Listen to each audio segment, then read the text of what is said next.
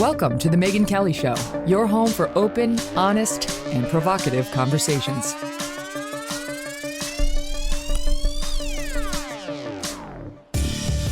Hey everyone, I'm Megyn Kelly. Welcome to the Megyn Kelly Show and happy Monday.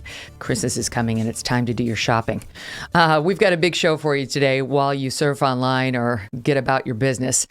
Just a bit later, we're going to be talking about the latest on COVID, from vaccines to variants, with David Leonhardt of the New York Times, who has been doing some of the best reporting on COVID of anyone in the mainstream media. Really looking forward to that conversation. And some new information just coming out today on the booster shots. If you've had double Pfizers, should you get the third shot if you're going to get one from J&J? Wait until you hear what they just found. We're going to get to all of that. Plus, New York City's Mayor de Blasio has lost his mind, and so has Oregon. But we begin this hour with NBA player Enes Kanter Freedom, who's taking on anyone he believes is remaining too silent when it comes to China's human rights abuses. Wall Street, big business, Hollywood, and even the NBA's biggest stars. Meanwhile, he has become an American citizen. In his place for the Boston Celtics, he's currently in LA to match up against LeBron James's Lakers tomorrow night, and he joins me now. Enes, welcome and congratulations on becoming an American. Thank you for having me. I appreciate that. It's amazing. All right, so just for our viewers and our listeners who don't know your background, tell us a little bit about where you grew up in your childhood. I'm born in Switzerland, and I grew up in Turkey. And, my whole life, I was a Turkish citizen. And I moved to America when I was, 17 years old to come here and go to college and play basketball at the same time because, for me and for my family, education was always so important. And I moved here back in 2009, and I've been living here since. Is basketball big in Turkey? It's the second biggest sport. Soccer is obviously number one, and basketball comes second.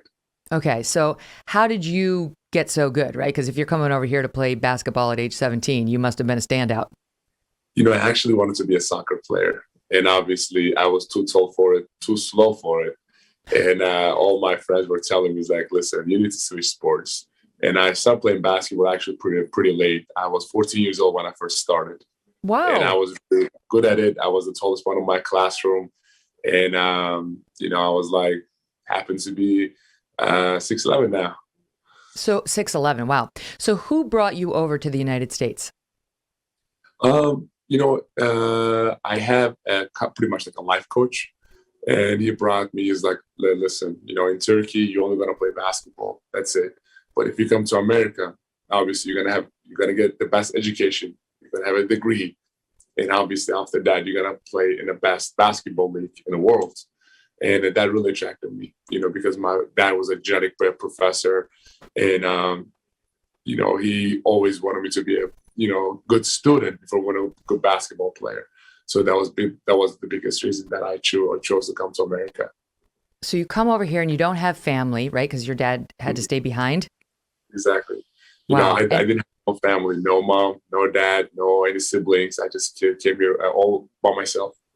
And how long did it take for you to get into the NBA? It pretty much took 2 years. One year I went to prep school here in California, and then I went to college in Kentucky, and then I got drafted by Utah Jazz. At age what? At age 19, actually. Oh my God. You're telling me 5 years after you started to play basketball, you got drafted into the NBA? I'm glad I picked the right sport. That's crazy. That's so amazing. I mean, obviously, it's a combination of natural talent and hard work. So that's awesome. So you get drafted. And at this point, when you were, in your late teens to, 20 or so, were you active when it comes to human rights or politically in any way? Were you active? I actually wasn't at all.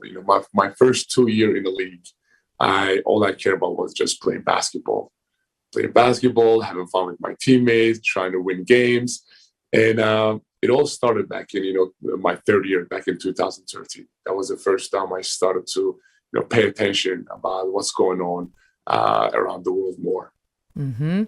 And why? Because I mean, obviously, we're talking to you today about the stance you've taken on China because it's so unusual. I mean, we've been covering it for a long time as news people, saying, why don't people like LeBron James speak up? You know, and I had Mark Cuban on my show when I first launched it a year ago, and I pressed him, why don't you speak up? You're so big on BLM. What about the human rights abuses in China, where you take a lot of money from? And no one does. So it's so unusual that to hear you, was like, wait, I don't follow sports. Forgive me, Anna. So I was like, who is this guy? What's he saying? Oh my God, this is so unusual. So what led you to China as a cause? I remember, when I was 9 years old, my mom told me that, stand up for the things that you believe and stand up things for right, even if it means pretty much like sacrificing everything you have. After that moment, I was just standing up for the right things, everything, every time. Back in 2013, there was a corruption scandal happened in Turkey, and a Turkish president and his family was involved in it. And that was the first time I said something, because I know what he started to put people in jail, police, and judges, and prosecutors. And I was like, this is just not right. And obviously, I said something, and because of the platform, it became a big conversation here in the United States and Turkey. And I was like, wow, even one word, my one sentence can make this much of an impact. So from now on, I'm going to start paying attention about like what's going on around the world more. So I started to, study about, Turkey, relationship between Turkey and America, foreign policy and everything. And I remember my teammates were going out to eat and hang out and party and stuff. I was just going back home and study. That's smart. So, but Turkey's not so big on your messaging or on free speech in general. And as I understand it, how many arrest warrants have they issued for you now? The last 4 years, I got 10 of them. 10. Excellent. Yep. So you won't be going home anytime soon. Definitely not. But this is your home now. You've chosen to live here, and you've actually chosen, as we said at the top, to become an American citizen. So why was that important to you?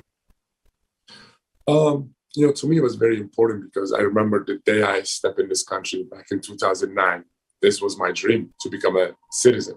And obviously, I talk about this Turkish issue so much. They revoked my passport, put my name on Interpol list. So I didn't have a home. I was a person who was stateless, And, last time I was back at home, it was back in 2015. And that was the last time I saw my family. So American people opened their arm and gave me a warm welcome from day one. They gave me the opportunity to become myself. They gave me the opportunity to become one of the best, playing the best league in the world. So I was very blessed to be in this situation. So I was like, I think the best thing I can do right now is just become a part of this greatest nation. And you actually changed your last name, right? I mean, did you keep Kanter at all? Is that still in there, or is it just Enes Freedom now? Well, the Kanter, obviously, I did not disrespect. I didn't want to disrespect my family. So I did keep Kanter and made it my middle name. But the reason I picked Freedom is actually a funny story, because first time I came to America back in 2009, one of my teammates was criticizing the president. And I got so scared for him. I was like, dude, what are you doing? They're going to put you in jail. He turned around and said, listen, this is not America. This is not Turkey. This is America. You have a freedom. I was very shocked, and then the more I lived here, I learned about obviously freedom of speech, religion, expression, freedom of press. And I saw a lot of, democracy and everything. So it was very, I was just very shocked to learn about all this stuff, and I wanted to make that word part of me. So that's why for me it was very important to add freedom. I wanted to carry that word everywhere I go. You probably know that there's a push, especially on college campuses now, to erode that freedom, the freedom of speech. You can't say this, you can't say that. Words are violence. Certain opinions should not be offered. Certain speakers should not be allowed on campus. It never used to be this way. This is a relatively new phenomenon. I've spoken out against it. Many have, because we're more old school, believing in the First Amendment. But as somebody who's got your interesting background and perspective, what do you make of what's happening now with that? I mean, I don't know enough about the situation, but I think, like the First Amendment is the greatest amendment, freedom of speech.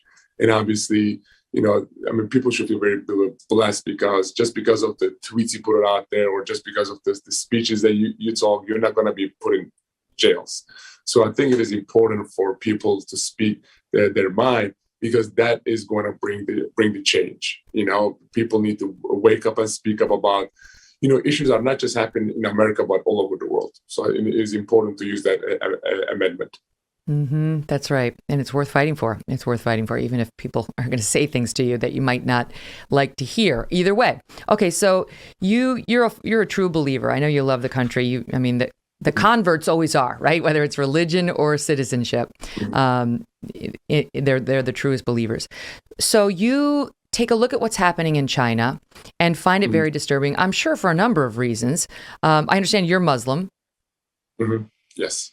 And what's happening to the Chinese minorities, the Muslims there, the Uyghurs, is horrific. I mean, it's truly an ethnic cleansing underway right there. Is that what caught your interest? Is that why this became important to you? I remember doing a basketball camp this summer, and I was taking a picture with the kids, and one of the parents, turned around and said, "How can you call yourself a human rights activist when your Muslim brothers and sisters are in concentration camps and getting tortured and raped every day?" I was shocked. I turned around to that parent. I was like, "I promise you, I'm going to get back to you." I remember I had so much things scheduled that day. I canceled everything. I went back to my hotel and I started to study and research about what's going on. And the more I read, the more I was ashamed of myself because I was like, I could not believe the last 10 years I was just blindly was focusing on only one topic, and it was Turkey. And I was like, I'm going to do everything I can to just change that, And, I started to do research, and the more research I have done, I saw what Tibetans going through, what Uyghurs people going through, what Hong Kongers are going through, what Taiwanese are going through, what Mongolians are going through. So it did break my heart. And I was like, I don't know how many years that I got left in the league, but from now on, I'm going to do everything I can to bring some real change because many people are very, very scared. So I was like, you know what? I remember what my mom told me when I was 9 years old. I'm just going to do what I can to help those people.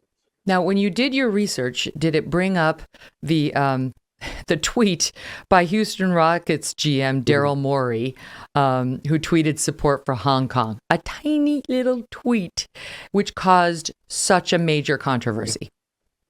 I remember, following that tweet 2 years ago. And, when he put the tweet out there, and obviously after he deleted it, I saw the reaction that the league gave.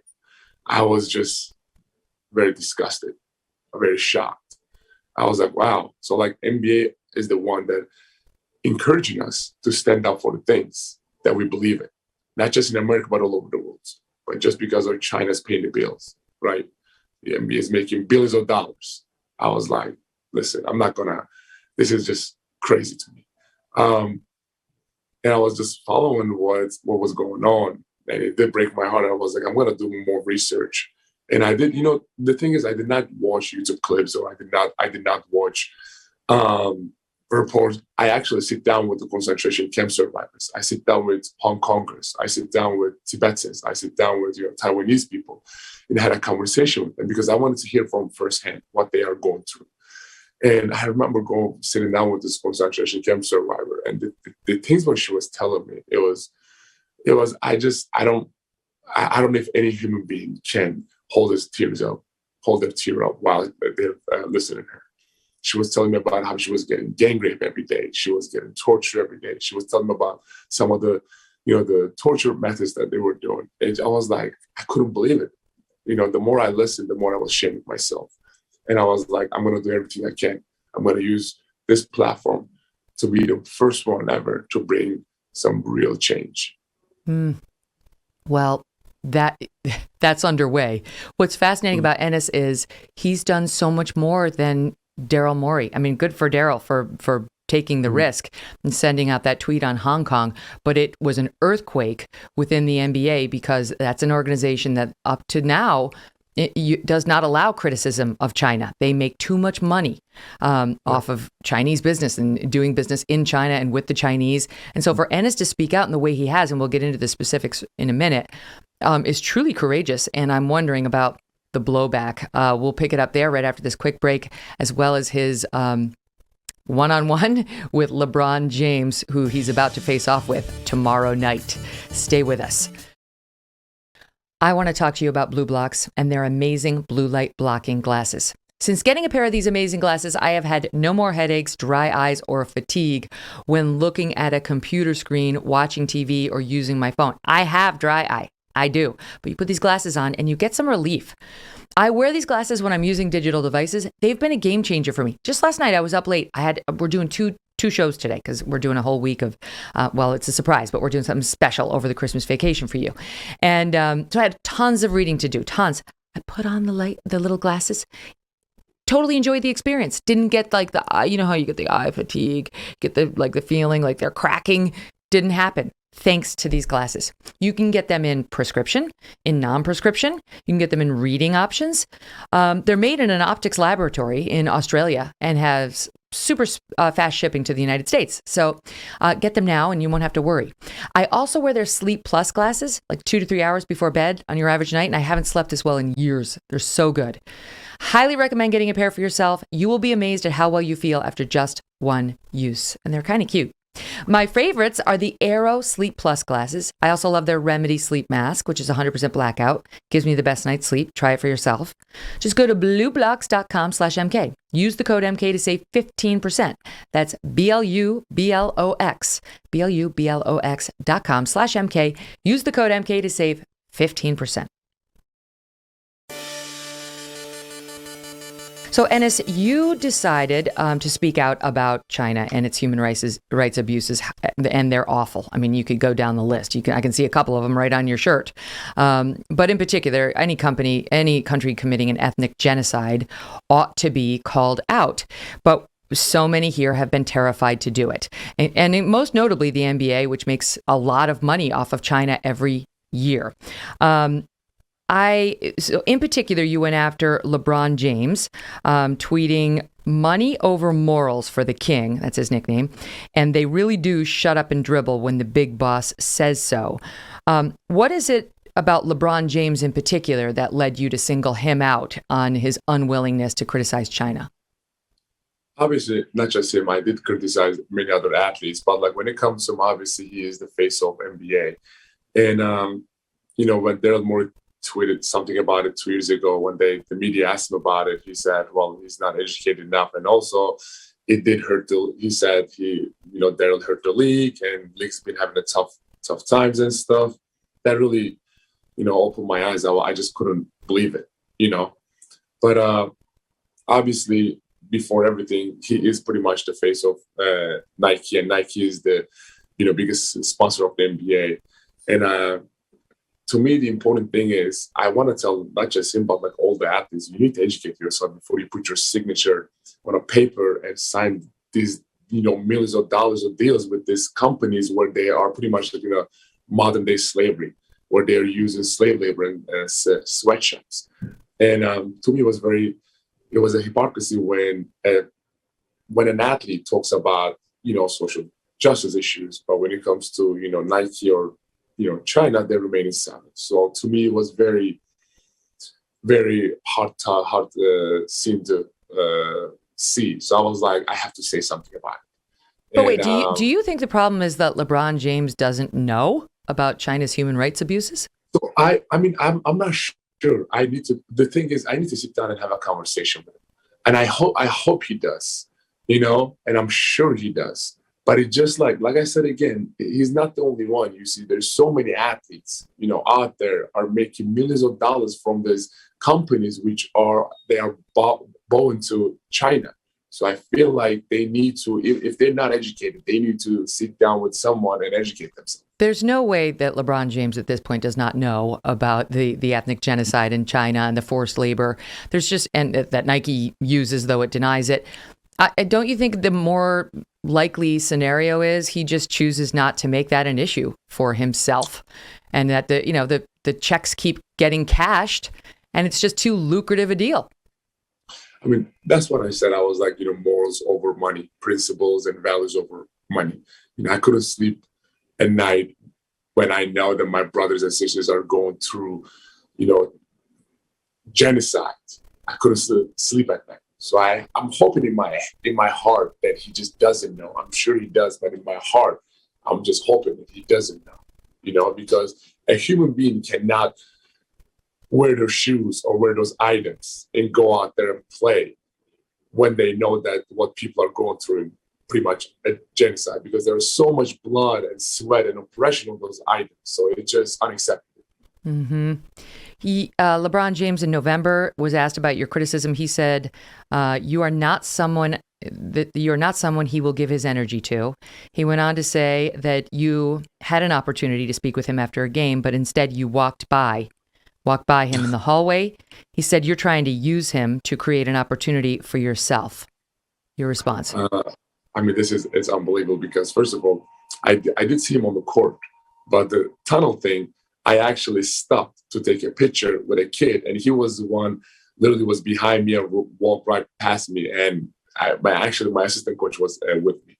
But I'm not gonna just go back and forth. Oh, you saw me. Oh no, I just want to have a sit down and conversation with him and ask him about and how the important thing is we need to find a way to these athletes to join the right cause, because that's when we're going to have the real change. Criticizing obviously is important. It wakes people up. The important thing is what can I do to make, these, superstars like, Steph, LeBron, or Kevin Durant, or this, not just the sport athlete, but the sports world. But it's not that hard. It's really not that hard. And by the way, before I get into my example, are you going to try to speak with him tomorrow night at the game? I mean, I hope so. That's my goal, because I do want to sit down and have a conversation with him, because once other joins, it's going to be even a bigger cause. Great. I look forward to seeing how that goes.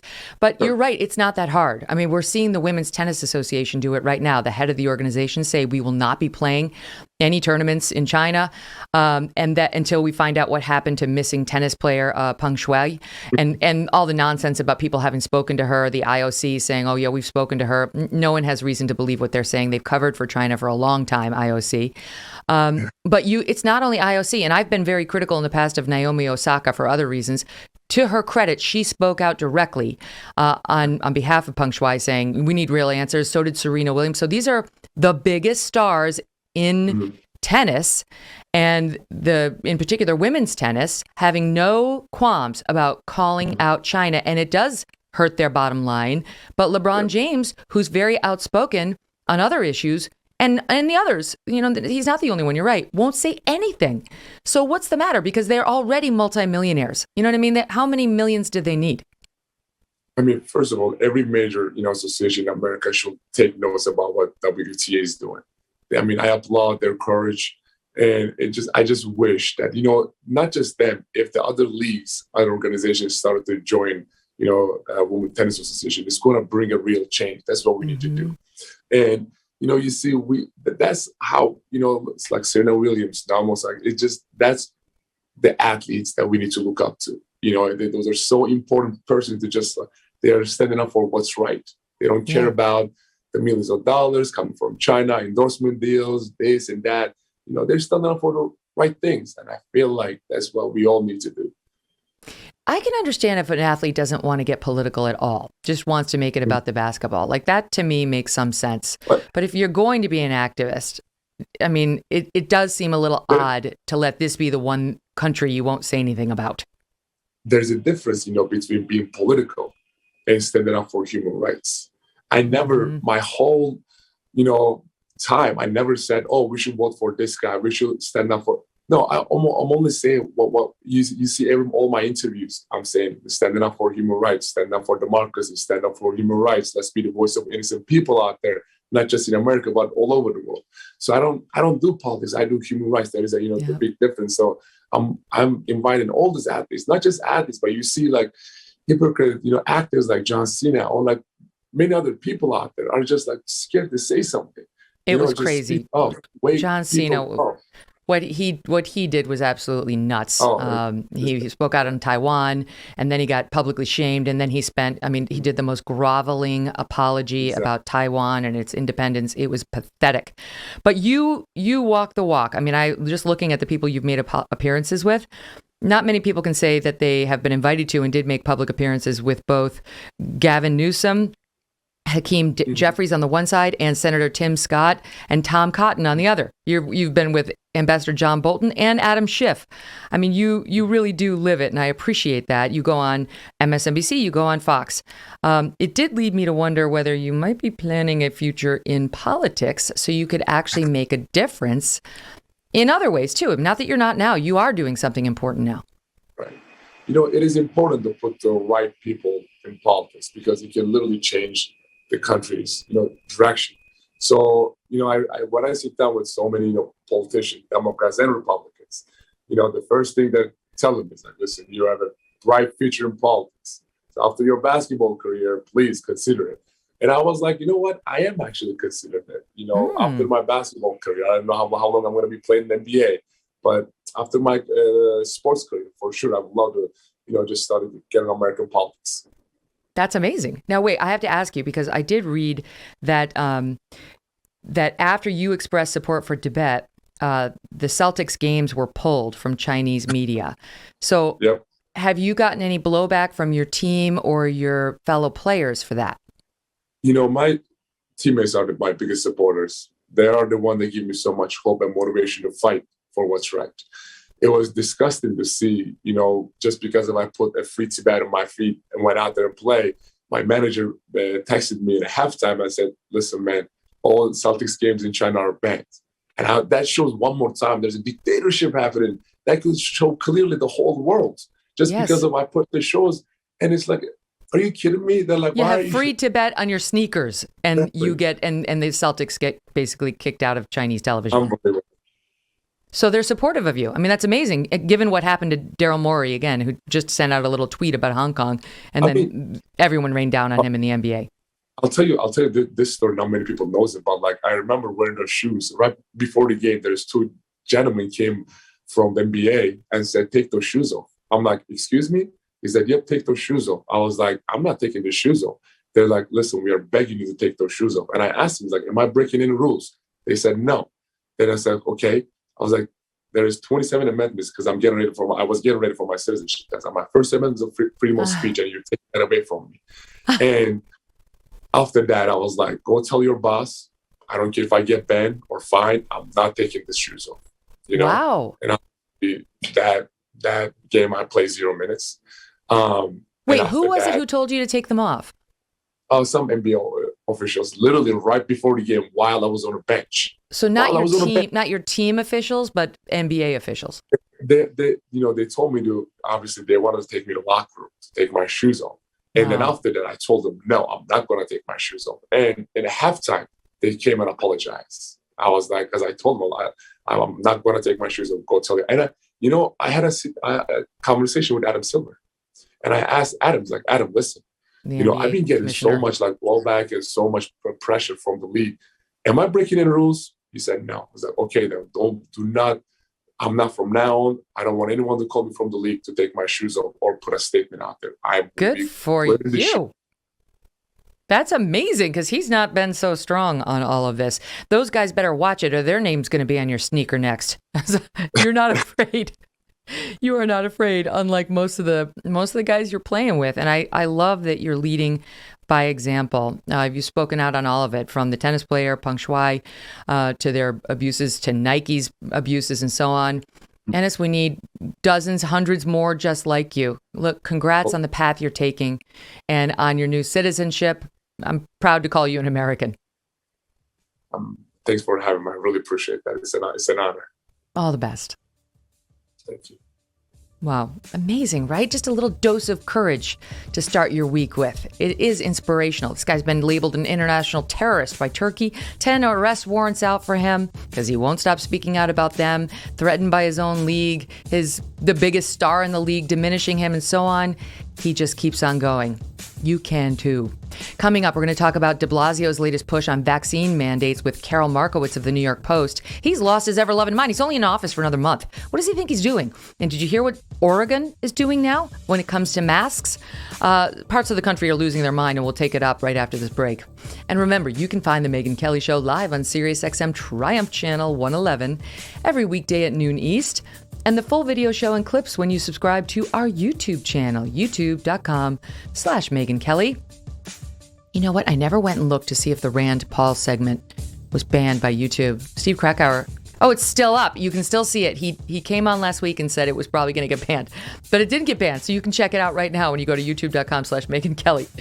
By the way, if you prefer it to consume this show via audio podcast, go ahead and download for free. Apple, Spotify, Pandora, Stitcher, or wherever you get your podcasts. There you can leave me a review and I will read it. I promise you, I read them all.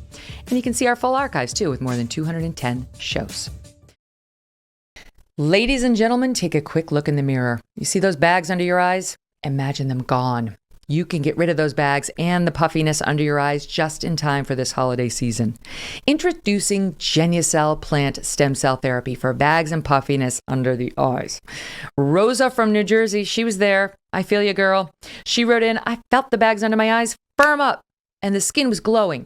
Your product helped me to reduce puffiness quickly. In a couple of weeks, she says, I stopped using concealer because of the improvement. I've gone a week without applying heavy makeup. She says she would recommend Genucell to anyone. And with its instant effects, you're going to see results in the first 12 hours, guaranteed, or your money back. From now until Christmas, Genucell's most popular package is 60% off at lovegenucell.com/MK60. Treat yourself and a loved one to the absolute best skincare in the world. Just go to lovegenucell.com/MK60 and enter my promo code. Don't forget it, MK60, for an extra special holiday present. LoveGenucell.com/MK60. LoveGenucell.com/MK60. Welcome back to the Megyn Kelly Show. Just a few hours ago, New York City Mayor Bill de Blasio pulled a Bill de Blasio, announcing a new COVID-19 vaccine mandate for all private businesses in the city, catching many of said businesses and citizens off guard. It takes effect just days before he's leaving office, and despite the fact that the city is already among the highest vaccination rates in the country. All right, almost, I think over 90% of New Yorkers have had at least one jab. This is insane. Doesn't matter. It's not enough. Joining me now, Karol Markowicz, a columnist with the New York Post. Karol, good to have you. Where did this come from? I think he is a really political guy who is making plans for his future, and this is the way he's doing it. I think this is part of his governor run, honestly. He knows Lord. Is he insane? It doesn't make any sense in the context of doing what's best for New York City, but he's never done what's best for New York City. So this is sort of just part of that.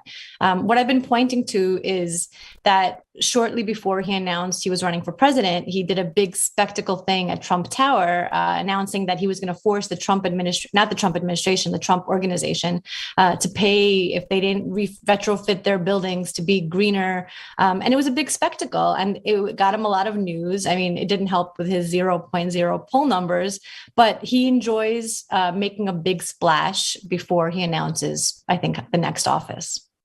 And it's at the expense of New Yorkers, because what he's saying is that so we already have in New York a vaccine mandate for government workers. And if you want to go into a restaurant or like a basketball game or a gym, you already have to show your vaccine card. But now it's expanding to cover all private businesses. And tell us about the kids. Well, the thing is that the vaccine mandate that we have in place has not brought down COVID numbers. I also keep saying that when it was implemented in October, the idea was to bring down our COVID case rate, right? Otherwise, what was the point? But today we have either the same or higher case numbers than we did when that vaccine mandate was implemented. So this is another, also the scrambling to find something else to do to bring that number down, because what we've done so far has been completely ineffective. effective. But of course, doing the same thing over and over is the definition of insanity. And that's the kind of crazy place that New York has become. The idea that kids will not be allowed into indoor spaces is Can you explain it? I didn't set it vile. up yet to the 5 to 11-year-olds, what he's doing now with them. Yeah. It's really wild because kids are, gratefully really not susceptible to COVID. I don't think that a lot of parents are rushing out to get their 5 to 11-year-olds vaccinated because they simply don't need it. And if forcing them to do it to be able to eat at restaurants or to go into, museums or something is really terrible. And it's really going to hurt New York City. Because before, you could go into a restaurant as a grown-up with your littles, and you could show your vaccination card. You got to show your papers. And your littles would not have to. And now he's changing it such that all kids between the ages of 5 and 11 also have to prove that they've been vaccinated in order to eat out at a New York City restaurant or go to a Knicks game or, go to some other indoor facility like a museum because Bill de Blasio says so. So you got to stick a needle in your 5-year-old's arm because it's going to make him feel better during his last month in office. And it kicks in like 2 weeks, I think. It says, let's see. Yeah, next week. Next week. So, and by the way, to your point, only 10% of American parents have gotten a jab for their 5 to 11-year-olds. Parents are not rushing to be the first to try this out on their children. Yeah. The thing is that the fact that it takes effect next week, December 14th, it's all these families that had planned to come to New York City for the holidays are now having to cancel their trips or make a really tough decision that they need to vaccinate their kids against a virus that largely does not affect them in order to make that trip. I hate that I have to say it, but I'm very pro-vax. I've been vaccinated. I made sure that my mom has been boosted. I may get a booster down the road. I just don't see the point of vaccinating the population of children that is really not susceptible to this. And it's something that parents across the country are making that same calculation. And once again, you cannot test out of the vax mandate. So you can't satisfy anybody by proving that you don't have COVID. And there's no recognition of natural immunity. So if your kid just got over COVID and is probably the most immune person walking on earth right now because he's a kid and he just got over COVID, you still have to vax him, which, by the way, may not be safe, according to the doctors we had on my show last week. You really need to talk to your doctor before you vaccinate your child if he or she has just had COVID. But Bill de Blasio says you have to do it if you want to come and see the Rockefeller Christmas tree from anywhere indoors while sipping a hot cocoa. Right. The lack of natural immunity being used in our society is really just another layer of COVID insanity. You actually can come into the U.S. You can look it up on the State Department website with evidence of natural immunity. We just don't allow it for any part of American society otherwise, which obviously makes no sense. And also the kids that they're pushing now to get vaccinated have also just been living in the most harshest conditions. They've been masked every day at school, including outside in New York City public schools. That's and crazy. Who else does that? Who else masks that hard except the lowest risk population of children? And it's all really unfortunate because I don't see a massive uprising against this. I don't see New Yorkers deciding to say, no, we're not going to stand for it. They've just been rolling over, and it's really been depressing to see my city like this. Yeah. Same thing inside the schools. As you know, we've discussed why I left, right? Rolling over on the CRT and the crazy, trans education stuff, which is totally inappropriate. And now with the COVID protocols that are totally unnecessary, not backed by science. Can I stop you for that one for a second on the masks outside and what they're doing? Because I think most of my listeners are in places where they're like, what? I don't think everybody believes we're still doing this to our kids in New York. Yeah. And I think when I tell stories about what's happening in New York City schools, I get such emails like, how are you still putting up with this? And, I ask myself that all the time. And in fact, I think this is it for our family. We're leaving. This is the end for us. You're doing it. But you said you might when I talked to you last. Yeah. But it's just, I don't see an end to the crazy. And I think that the city has really been lost, especially where kids are concerned. They're put last again and again. The outdoor masking, the kids largely eat lunch outside at New York City public schools, sitting on the ground. When it gets too cold, some schools move them in, but it only started happening recently after the New York Post broke the story of that.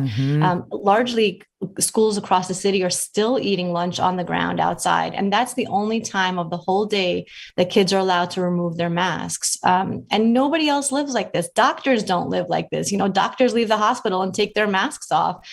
Yet we have 5-year-olds who take off their mask for 20 minutes to have their sandwich and have to put it right back on. Oh my gosh, so infuriating. David Leonhardt of the New York Times is coming on in a minute, and I'm looking forward to our conversation. But one of the things he really is, he's in a position that's very powerful, right? Because he works for the New York Times. And so his audience is the group that we need to convince on some of these crazy measures. Forget the larger points, but like some of these crazy measures we should be able to agree on. Like the kids should not have to wear the masks outside. They should not be forced to eat their lunches outside.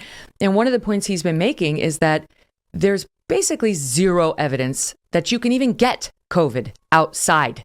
Never mind as a child, they are the least effective vectors of the disease. And actually, there was just a study that came out suggesting why that is. They just have smaller lungs. And they found out that adult men are actually the most effective spreaders of COVID, and children are the least effective. Yep. And we've seen that through the numbers. More men die of COVID than women. It's like we just refuse to face the realities of what's happening. And there's a reason that kids are dying in such tiny numbers. I mean, look, every single death is a tragedy, but we don't shut down our world. We don't force kids to mask indefinitely when they die of the flu, for example. And far more kids die of the flu every year than have died of COVID. So we continue to do these things that don't actually help anything. I think that's what really drives me the craziest is if I thought that this worked, I would put my kids in an N95 mask. I would be really careful.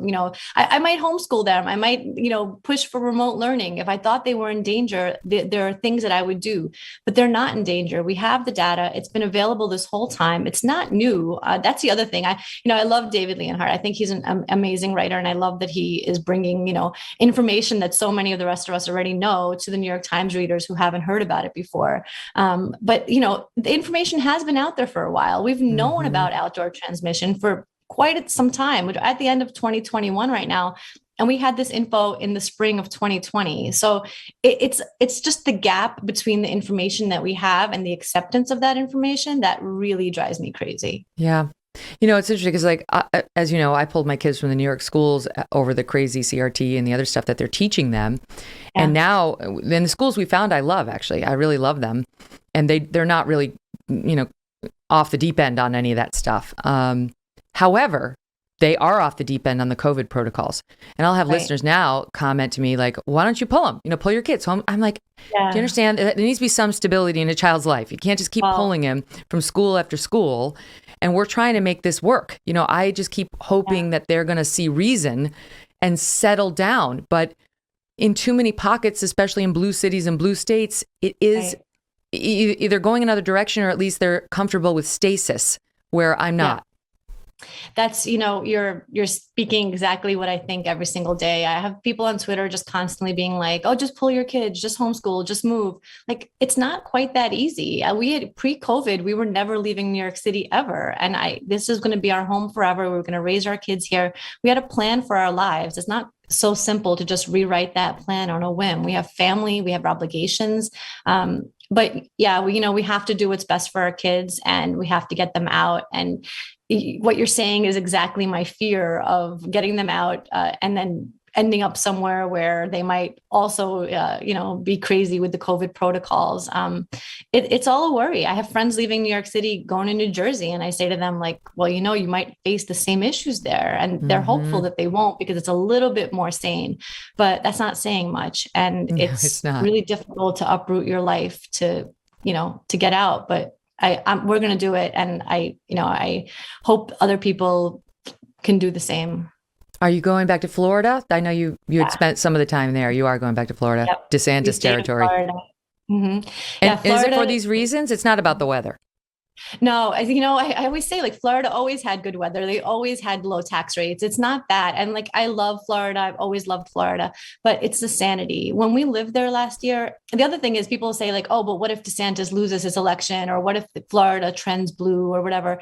All of that is possible. And look, DeSantis, may disappoint me down the road also. It's not about the politicians. It's about the people. everybody I met last year in Florida, left, right, center, everybody was COVID sane. Last spring, when we lived there in the winter and spring of last year, nobody was wearing masks outside. And that was, the vaccinations were just coming out. It wasn't like people were 80% vaccinated, like in some places where they're still hardcore masking.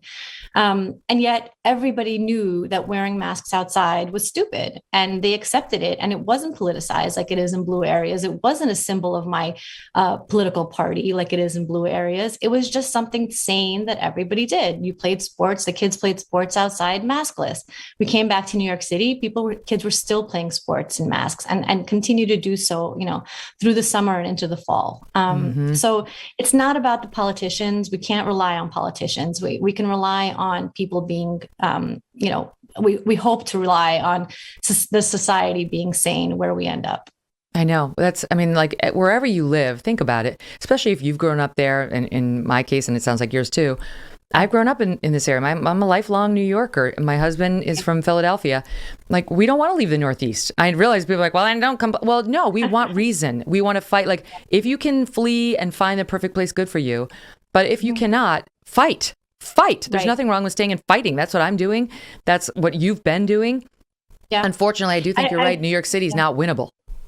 Right. I agree. And something that keeps me up at night are all the people I'll be leaving behind that can't leave and, have things that they can't abandon here. And it's really easy for the random Twitter commenter to say, just move. But a lot of people can't. And I like to point out that, while New York is a very blue state, it had more Republican voters than, some of the reddest states because it's quite large. And there's a lot of people here that don't agree with the blue status quo. But because they're in a minority, they just, fighting it is nearly impossible. And I hate abandoning those people. I hear from them every week when I write my columns about COVID insanity. I hear from these people, like, I can't leave. I have an elderly mother. I have a business that's been in our family for 3 generations, et cetera. So it's not an easy call, and I get it. And I, hate that I'm leaving those people behind. Meanwhile, there will be questions about the legality of this de Blasio order, same as we've seen at, the Joe Biden level with OSHA, though, the sad truth is my instincts tell me de Blasio probably has more power over the city than Joe Biden has over the country. I haven't looked at it legally yet, but I'm concerned that he's got the power. However, I'm a little hopeful that Eric Adams, the incoming mayor, has already kind of, he's like, this will be reviewed just as soon as I take office. He seems like a reasonable man. Do you think he'll undo it? I have some hope that he will, but I'd love to hear him say so. I don't know why he wouldn't. De Blasio is uniquely unpopular. If this is not something that New Yorkers want, I think Eric Adams would have an easy call and just say, I'm going to reverse this on day one. But he hasn't said that. So my enthusiasm about him is very tempered because he has the opportunity to say, I'm going to do something about this, and he hasn't. And it's hard. It's hard to take away a, quote, protection once it's been instituted, and so you're right. It's somewhat concerning. Speaking of not taking away protection, Oregon was in the news late last week and over the weekend for saying we're going to mask indoors indefinitely now. There's just no end date. They don't like having an end date of 180 days out, time after time. Now, Oregonians saying we're just going to mask indefinitely. And even some lifelong, true, deep bluers there are saying that's the hill I'll die on. Your thoughts on it? So I have a running thread of mask hypocrite politicians that I started in August 2020. So it's a really long thread on Twitter. And today I updated it with the governor of Oregon, who was, seen indoors without a mask just yesterday. So if masking is so important and it's so dangerous to be without a mask, why are all these politicians in my thread constantly maskless? Do they not care about their own safety? Are they not worried about what's going to happen to them? I mean, in New York, Governor Hochul, she came into office and she moved masking back to 2 years old. It was at 5 when she came in, back to 2 years old. So in the daycares now, masks have to be on 2-year-olds. Yet Governor Hochul, who is a geriatric woman, is seen all over the state with no mask on. Is she not? Every time you see her, I don't think she wears her mask. This woman's been a disaster. No, I've never seen her in a mask. This is the person who called the Christmas tree the holiday tree. It's gone beyond just happy holidays now. It's now you can't even call a Christmas tree. It's got to be a holiday tree. She should enjoy her time in office because I predict it's going to be short-lived. Karol, I'm glad you're doing what you feel you need to take care of your family. You're not going to stop writing for the Post, right? Oh, no, I'm gonna keep going. Good, because we need you. So much fun talking to you. Thank you for being here. Thank you. Coming up, David Leonhardt of the New York Times on Omicron and much, much more. Don't go away. It's the holidays, and you deserve a gift. How about a gift that keeps on giving you joy and comfort every day, all year long? A gift that looks as good as it feels. A gift that will pay for itself in terms of how much more productive you're going to be at work. I'm talking about giving yourself the gift of an X chair. I love mine.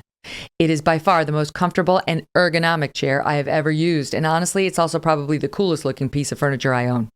Not only is X chair the world's greatest office chair, but with its patented LMX technology, it doubles as a massage chair and it can either cool or warm your back. Can your office chair do that? I don't think so. Now is the perfect time to purchase an X chair. Buy early, buy now. And here's X Chair's holiday gift to you. Save $100 off your X Chair just by purchasing it at xchairmk.com now. That's the letter X, chairmk.com. X Chair has a 30-day guarantee of complete comfort, and you can finance your purchase for as little as $30 a month. Go to xchairmk.com and save. xchairmk.com. Welcome back to the Megyn Kelly Show. Joining me now is senior writer and author of the morning newsletter for the New York Times, David Leonhardt.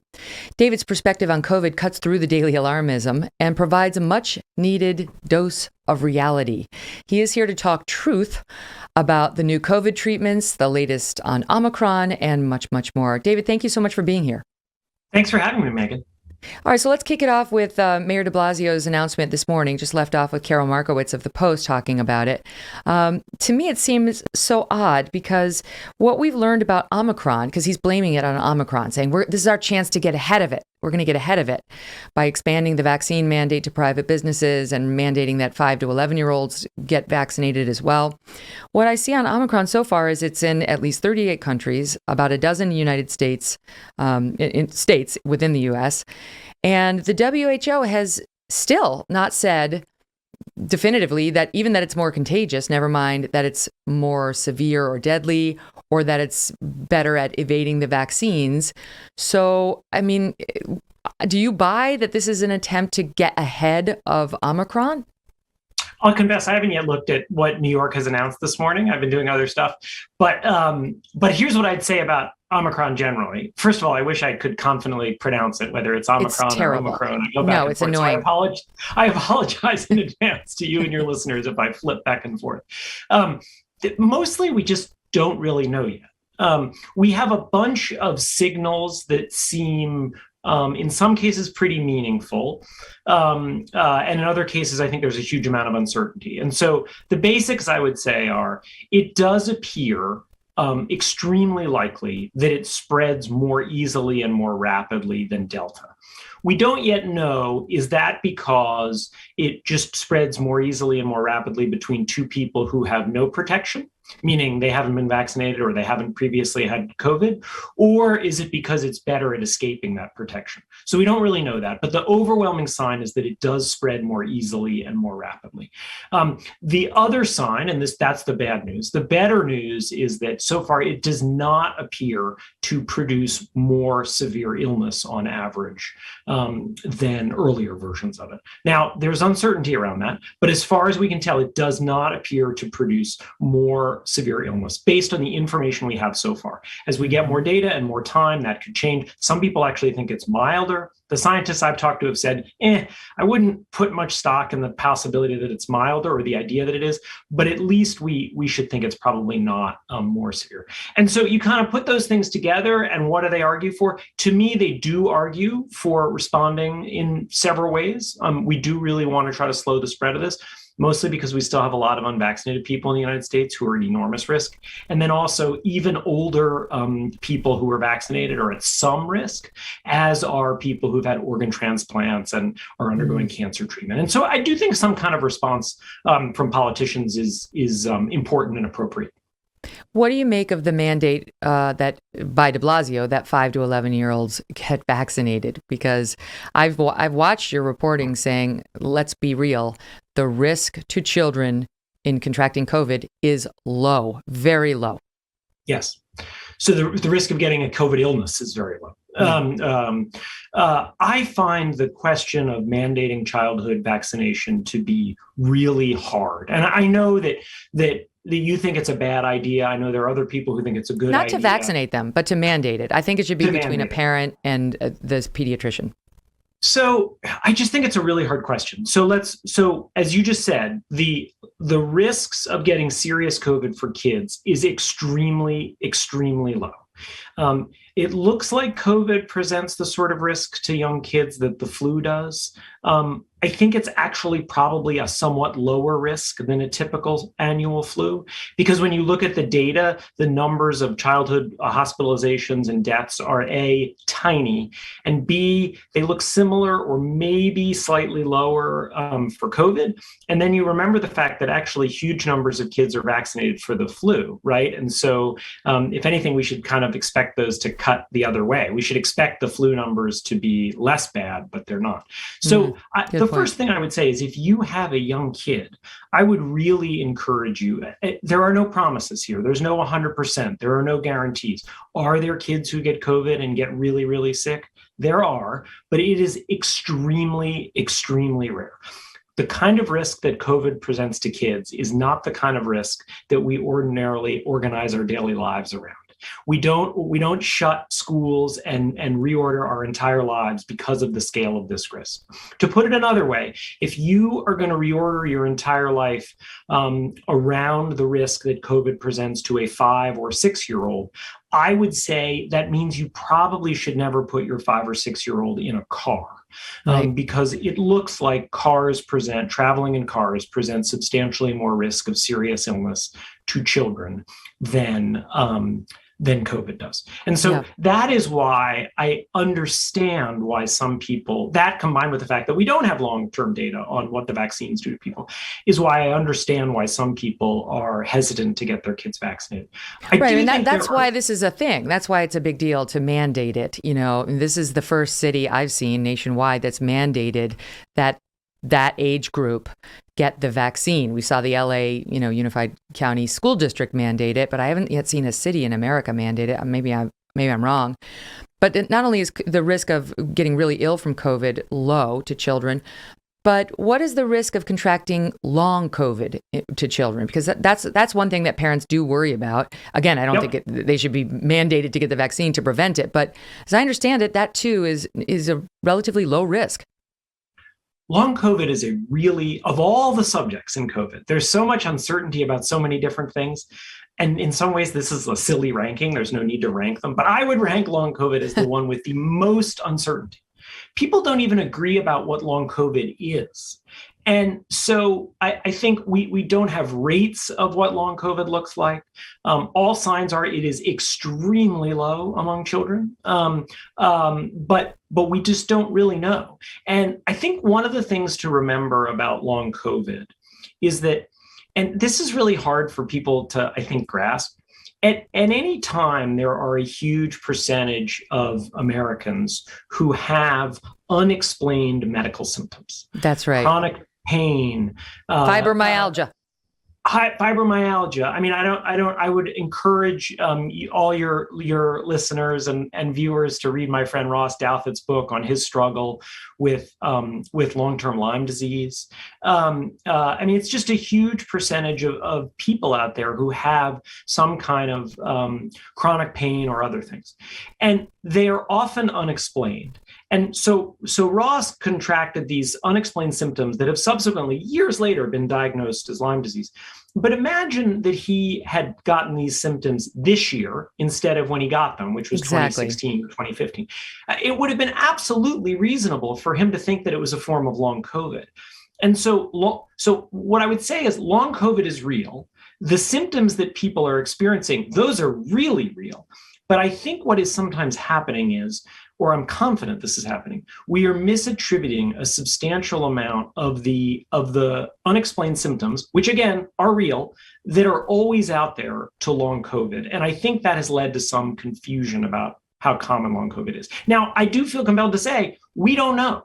And to me, the two reasons that it's important to vaccinate kids, we can set aside the mandate question for a second, or we can talk about it, whatever you want. But the reason why I would urge anyone who has young kids to vaccinate them are, one, there really is uncertainty about the long-term effects of COVID on your kid.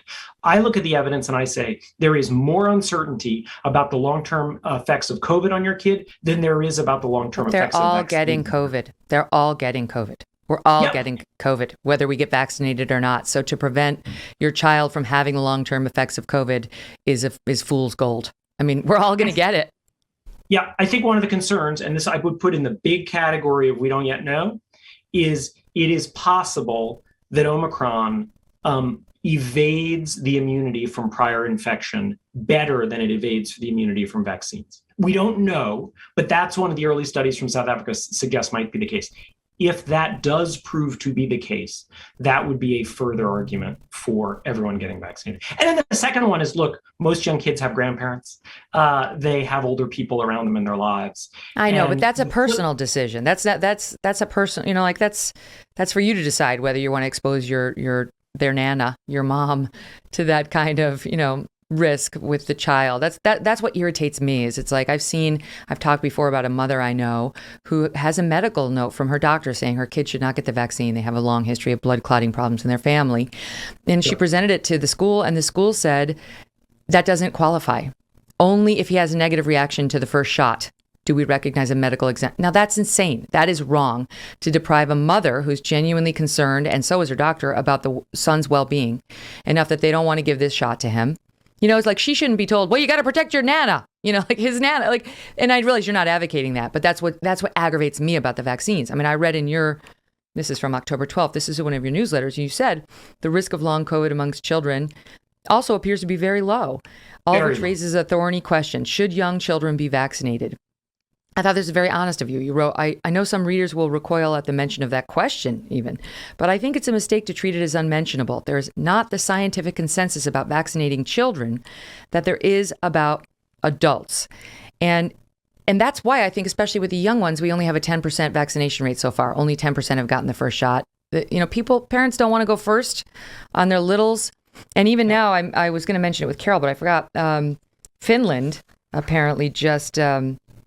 they're officially not recommending the vaccine for kids 5 to 11 who don't have risk factors, saying infections in children of this age are usually mild and severe disease is extremely rare. And when the burden of disease is small in one's own group, very few adverse effects are accepted. I think they mean the adverse effects from the vaccine, that those outweigh. Yeah. No, look, I thank you for quoting from that newsletter. I would repeat all that. I do think this is a hard question. I look at the evidence and I would say that I think the benefits of vaccinating kids outweigh the downsides. I mean, basically, we kind of don't see any evidence of worrisome side effects in the vaccines. Yeah. And this history has repeated itself, right? There are a whole bunch of people, I've gone back and read the cover. It's fascinating. There are a whole bunch of people who said they would not take the polio vaccine when it came out. If you go back and look at the day one newspaper coverage, there were a group of people in Montgomery County, Maryland, which is now, of course, a deep blue part of the country politically, but historically is more part of the South, who said, we're not going to take the polio vaccine. We're worried about what it will do. This isn't a guarantee, but historically, the concerns about vaccine side effects have not borne out. And so it's a close call. I think it's the myocarditis thing. I think especially for those of us with sons, we worry about that. If you get any sort of heart history in your family in terms of problems, it's like very, very low risk from COVID. Definitely don't want to do anything that's going to mess with his heart. Realize you can also get myocarditis from COVID. So it's, it's not a great choice for any parent. But that's what I've heard a lot of parents worried about, myocarditis with children in the vaccine. I think the risk of serious COVID for kids is so low right? I think the risk of vaccine side effects is even lower, but I think the risks of serious versions of COVID for kids is so low that I would understand why people wouldn't want to do an uncertain medical intervention. I get that argument. I get it. I do think the harder thing to grapple with is, though, your kid really could make an older person extremely ill by passing on a mild case of COVID. So that's both your kid's grandparents.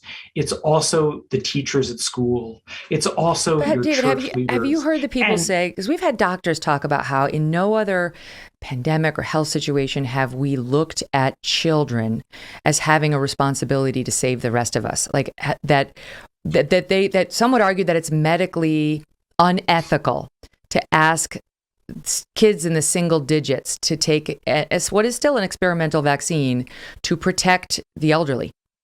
Yep. And, one of the things I try to do in my journalism, Megyn, is admit when I don't know something.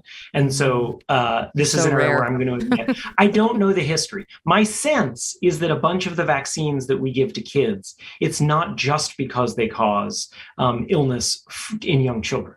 But it's also that, that whole regimen of shots that we all got, polio, mumps, measles, rubella, all of those, smallpox, all of those vaccines, that some of that is indeed to protect not just kids, but also adults. But I'm not going to pretend to be a historian of vaccines because I'm not. And you've just given me a good thing that I should go look up and learn more about. What do you make of... And then I want to talk to you about the treatments that have come out because you've done some interesting writing on the new pills, the therapeutics that are coming. But can we just spend 1 minute on the masking of children? Because to me, that it just drives me nuts. I can't stand seeing the New York City kids inside and outside constantly masked, outside with 6 feet apart, still masked. It's like never ending. Right. So, you've just asked about 5 important questions in that one question, right? So just your phrase favorite. Never ending, that's really important. I think it's vital that we set metrics, we should have them already. There should be metrics. We are going to have the following interventions like masking until this point, cases fall below a point, and then we're going to stop. We are not starting an era of permanent masking. So I think it's very important to have those. I also think at some point we're layering on 7 different interventions in different places, and we're not being honest about the fact that those interventions have costs. So I think vaccines have virtually no cost. I understand not everyone feels that way. But let's talk about distancing. Social distancing has a cost. People cannot interact as well with each other. Masking has a cost. It makes teaching more difficult. Kids don't develop emotional intelligence as rapidly because they're not seeing people's responses. I would point out masking is particularly difficult for young children, for people who are hard of hearing, and for children with learning disabilities. And this notion that you sometimes see people saying, well, I don't have a problem masking, or my kid doesn't have a problem masking. It's been easy peasy for them. That doesn't mean it is for everybody's kids. And masking clearly has downsides. And so, look, I think masking also helps reduce the spread of COVID. It's not anywhere near the level of vaccines. It's a modest effect. But it's not zero. So in a time where we have COVID spreading more rapidly, which is the case now, I don't have any problem with being asked to put a mask on again in a grocery store. It doesn't bother me. But I think we really, because there's basically no cost to my wearing it in a grocery store. There is a cost to asking kids to be wearing masks in school, and particularly young kids. And as a society, I don't think we are grappling enough with the costs of that. And maybe this is a moment where we should be moving towards somewhat more masking, even in schools. But I think the baseline of where we are, the notion of universal, indefinite masking of young children often has more harm than it does benefit. I would say, for whatever it's worth, I don't feel the same. I feel that we should all be able to take off our masks now. I feel that we're at the endemic phase of this thing, that we're going to get variant after variant. Some people are going to sound these alarms, and it's always going to be, it's super spreadable right now, or it's less spreadable. And they're going to say, put your mask back on. And I don't want to live like that. I want to decide for myself whether I cover my face, my children's faces. And people who want to protect themselves should do so via the vaccine or via these new therapeutics, or they can do social distancing. But I will say, I think we're now at the point where it's unreasonable to tell the rest of us that we have to live a certain way or we have to do a certain thing. We did our part. It's been 18 months. We're Americans. We have freedom in our spirits. We're not built this way. That's just my two cents on it. Look, I totally get that. Sadly, I can't design a political compromise for America. If I could, it would be Republicans get vaccinated, because the percentage of Republican voters who are still not vaccinating is really, really horrifically high, and that's why deaths are much higher. And they're dying. Well, you see that every day. They're dying, right? So if I could design the compromise, it would basically be Republicans get vaccinated, and Democrats let people not wear masks if they don't want to wear them. I think what's hard about this is because so many Americans are not vaccinated, it actually makes the benefits of masks higher than they would be. Again, they're modest, but they're not zero. It makes the benefits of masks higher than they would be if everyone were vaccinated right now. But look, I get why people are sick of masks. I do think we're doing too much masking in certain settings like schools. I do think we have exaggerated. Some places have exaggerated. Other places have exaggerated the impact of masks. But look, couldn't we do away with the masks and increase testing and increase at-home private testing to make things easier for people? And by the way, increase the therapeutics and so on. I just don't think masks are necessarily the answer. And I just think they're so intrusive. They're so intrusive. I mean, I realize not to everybody, but to those of us who hate them, we loathe them. Loathe. I would 100% avoid any grocery store that told me at this point I had to put it on. Just don't.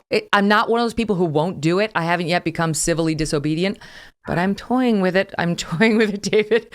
My kids are like, it's what? Your show, but can I ask you one question? What is it, either you personally or the people you talk to, what is it that you think, not the political symbolism of it, but the actual experience of masking that is worst and sort of most interfering? Well, I'll give you one. When I'm not on the air, I usually wear glasses. I don't have very good eyesight, and I have dry eye. So my dry eye doctor said, wear your contacts as little as possible. So I wear my glasses.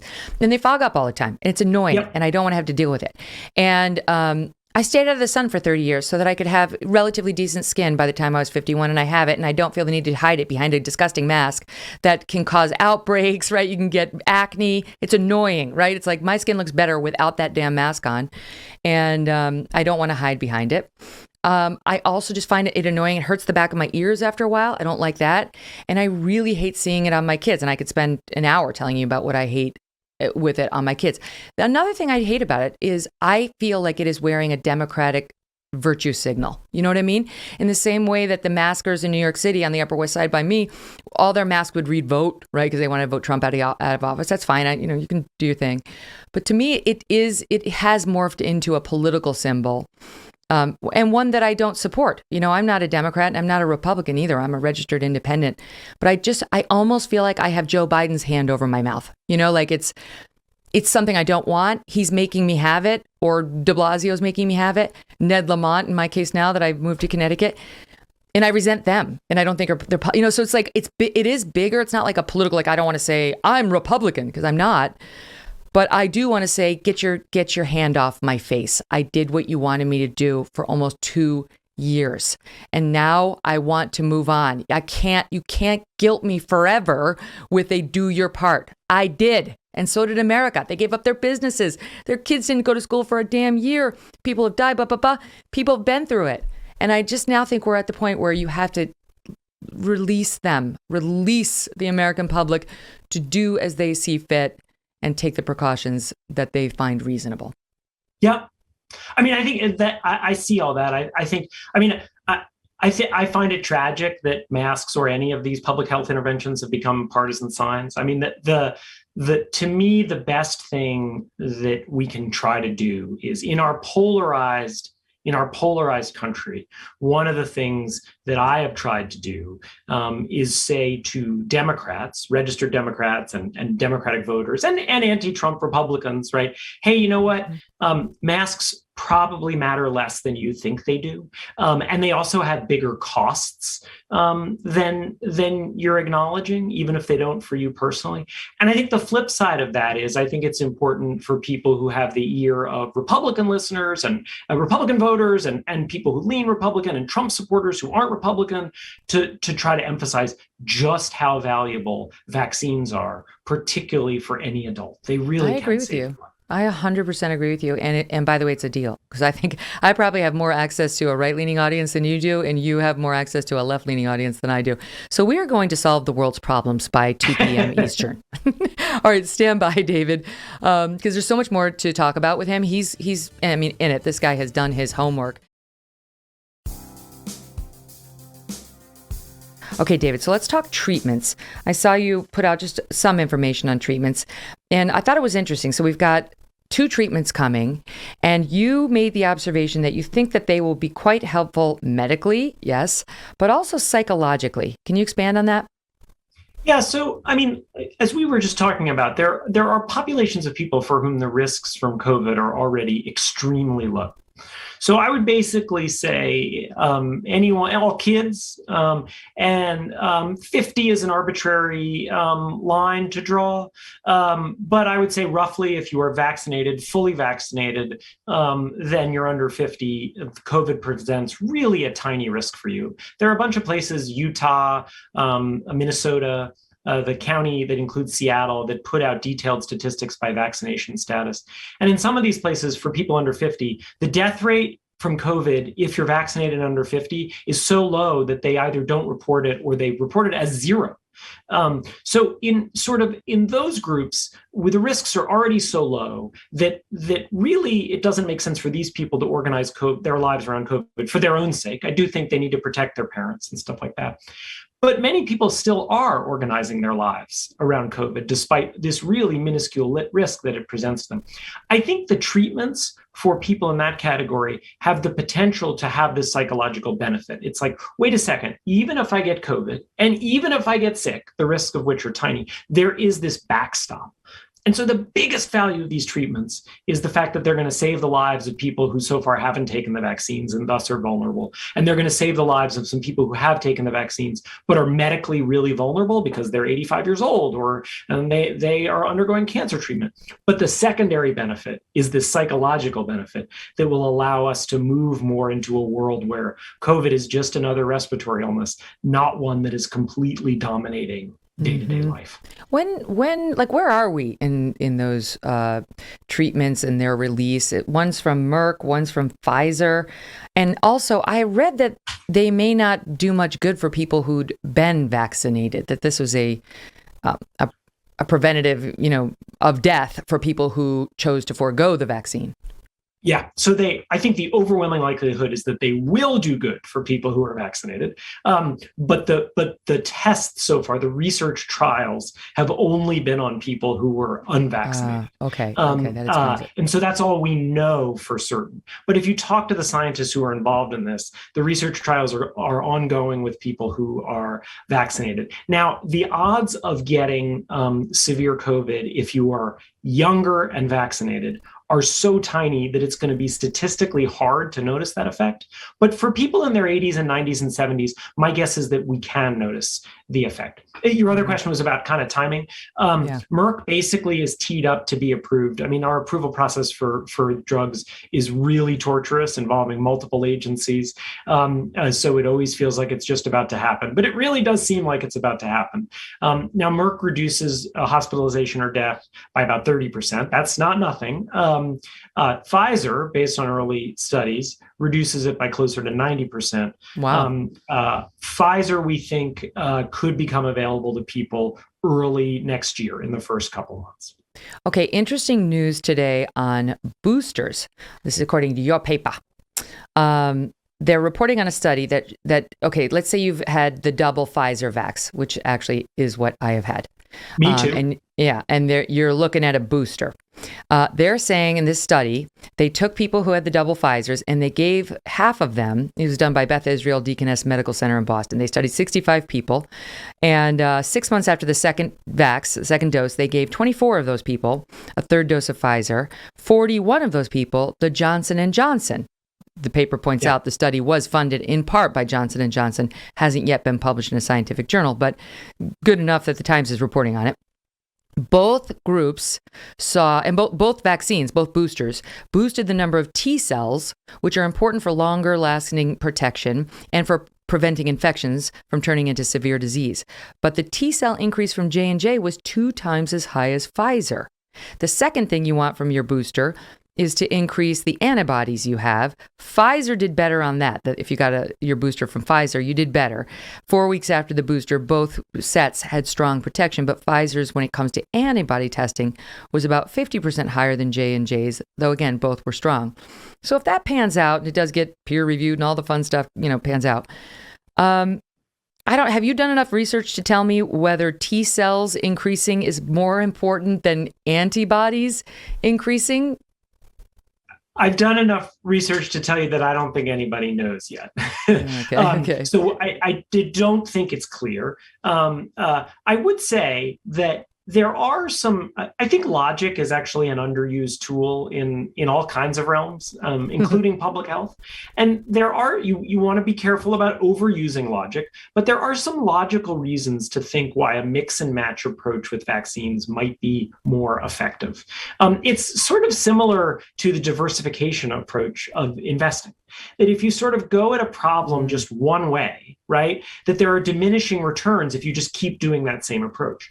Whereas if you go at a problem a new way, you might, for example, attack the disease in ways that, for whatever reason, in my body or someone else's body, the first vaccine didn't work. And so there really are both logical reasons and empirical reasons when you look at some of the results from Europe and other places to think that the mix and match approach might be, we're not sure, might be at least as good or better. And so my view of this is if you've had one Johnson & Johnson shot, you should almost certainly get a booster from another one. If you've had Pfizer or Moderna, I think it's reasonable to kind of go anyway. I don't think the research clearly points to which way to go, but I understand why if people are given a choice, they might choose to vary and get Johnson & Johnson or one of the other ones if they got from the first one. It's fascinating. Okay, well, I haven't gotten a booster, but open-minded, we'll see. I don't know if I need it. I don't know, whatever. That's a whole other debate. Let me talk to you about this, because you asked a question recently that I think a lot of us want the answer to and seem to genuinely be grappling with it, and that was, how does this end? Yeah. How does this end? And you were talking about a doctor, a COVID expert who you regularly speak with, Dr. Robert Wachter. Yep. Wachter, and you said even though he's been one of the more cautious guys, he thinks increasingly the answer is it ends now. It ends now. So what does that mean? What does that look like? So first of all, I would say that Bob Wachter is a senior doctor at University of California, San Francisco. He would definitely say that we should have our behavior affected by what's going on in the world, so that if cases are going up or they're higher as they are now, we should react with more caution. So I just want to say that to give full airing of his view. I think the thing that's important, and this covers some ground we did before, so I'll make it quick, but these COVID precautions have costs. They have costs in terms of social isolation. We have seen drug overdoses go up. We have seen measures of how much kids are learning go down. We have seen measures of kids' mental health go down. There are real costs to this isolation, to it being harder to communicate. Human beings are social creatures. The idea that we're doing this much less often, the idea that I'm sitting in my house doing this interview, maybe I always would have, but the fact is I'm not someplace interacting with your colleagues on this show. I'm not having these kind of normal human interactions with people. And all of this decline in human interactions really, really has downsides. And I think it's important to say, A, we're never going to get to COVID zero. We have to learn to live with COVID as an endemic virus. And saying we're never going to get to COVID zero means we're probably never going to get to zero deaths either. We have in a typical year 35,000 deaths each year from the flu. And B, it means we need to figure out ways to get back to something that looks more like normal. And I don't know exactly how that happens. I'm more comfortable with the idea that we take more precautions when cases are rising and fewer when they're falling. But right now, and I know this is something you've emphasized, it feels like too often we're imagining we're in some sort of permanent COVID world in which school will never be normal again.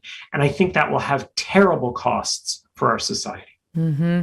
As the mother of 3 kids, 8, 10, and 12, I do worry because my husband and I have done, I think, a good job of keeping anxiety very low for them when it comes, and I mean, frankly, for ourselves too, but when it comes to this disease, understanding exactly who it affects. And it's generally not young children. And it's generally not people like us who are, well, are over 50, but just barely, David. Just, I mean, it's like very tight. I feel like I'm still in the good group.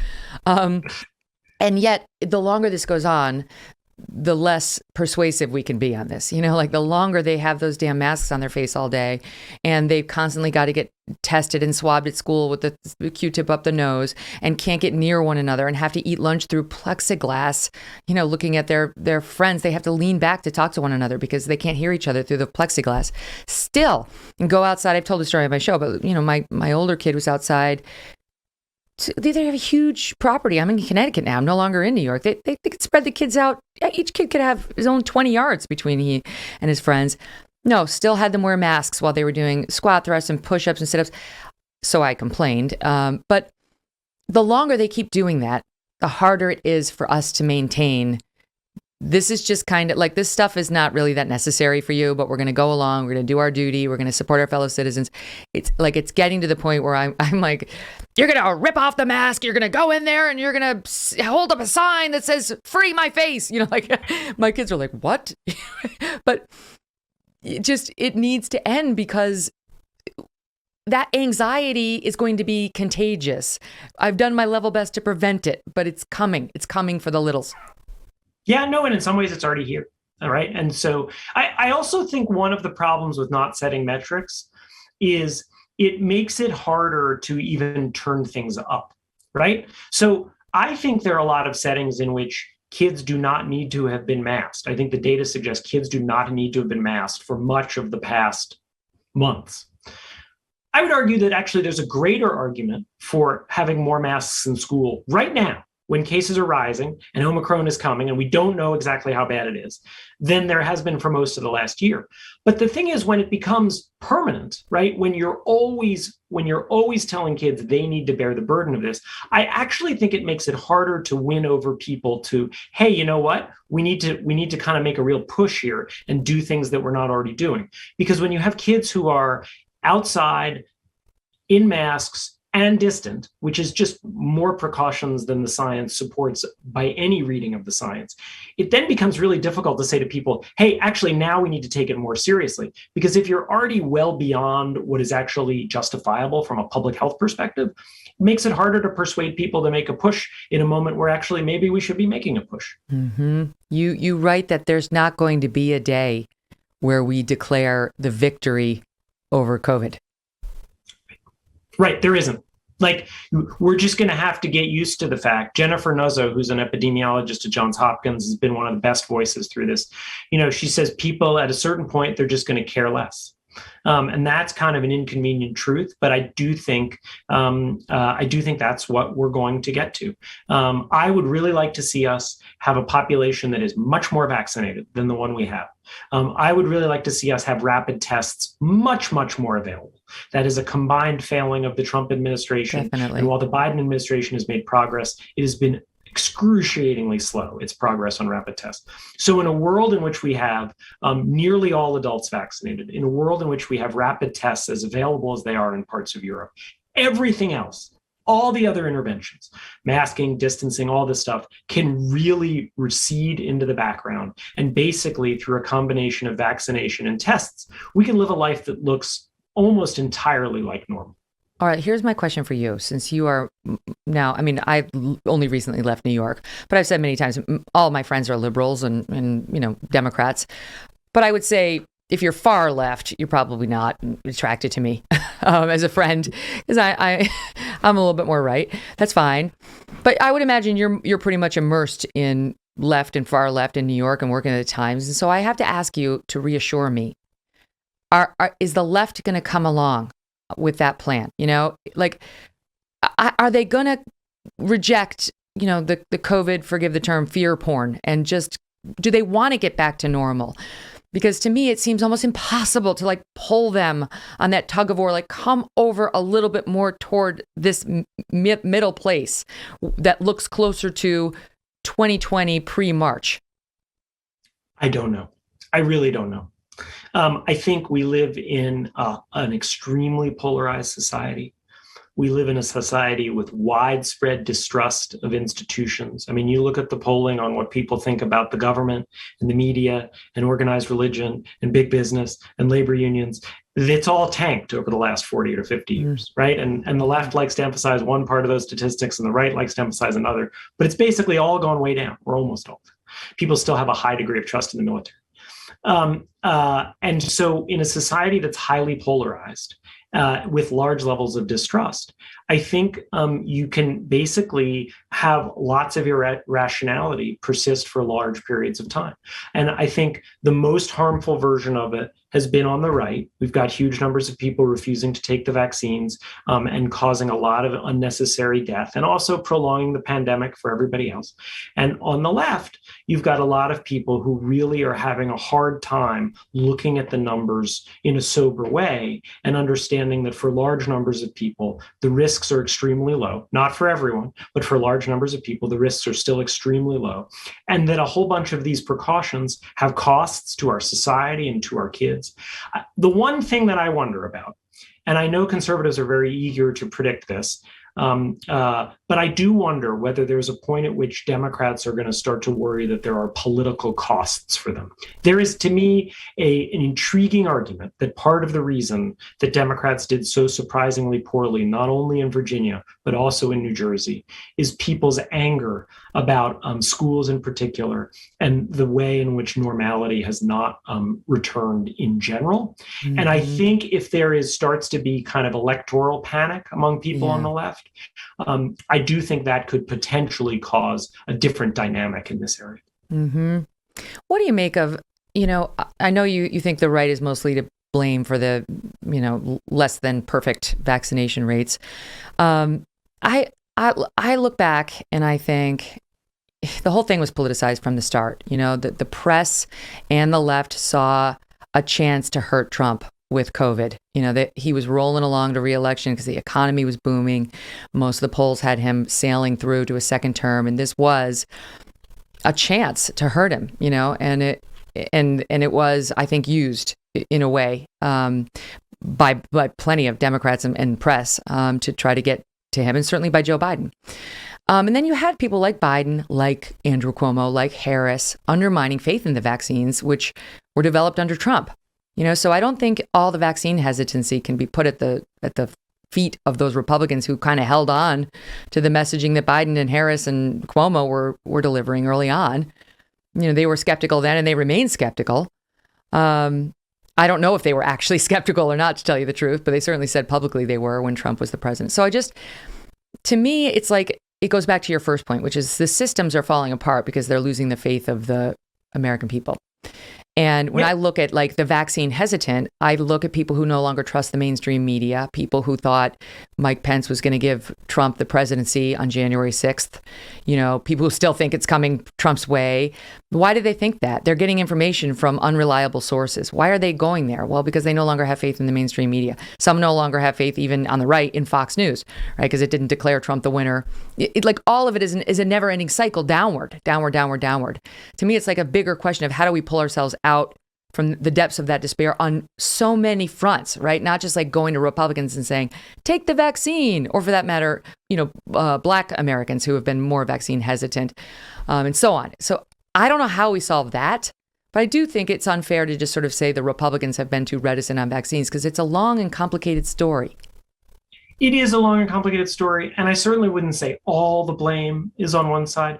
I guess my general view is people are responsible for their own actions. And, there are people on the left today who say, well, the reason I insist on wearing a mask even more than the data may support is that people on the right were so anti-mask that it pushed me into this. And my attitude is, no, you're responsible for your own actions. If you're wearing masks in situations where you don't even need them, that's on you. And to me, the flip side of that is if you look around, maybe it was a little complicated at first, but Trump never fully embraced the vaccines. And if you look around today, basically you have one Democratic politician after another saying, please take the vaccines, please take the vaccines.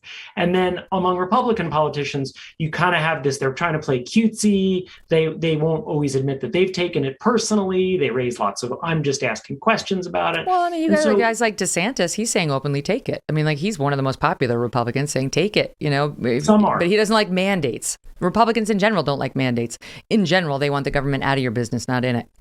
Yeah, I guess if you made a list of politicians raising questions about the vaccines, it would not include every Republican on it, but the list would be almost totally Republican. I agree with that. And so I guess my view is they're sort of responsible. Today, again, if we went back to the election, you'd see Biden and Harris and all these others, right? But now they're like, no.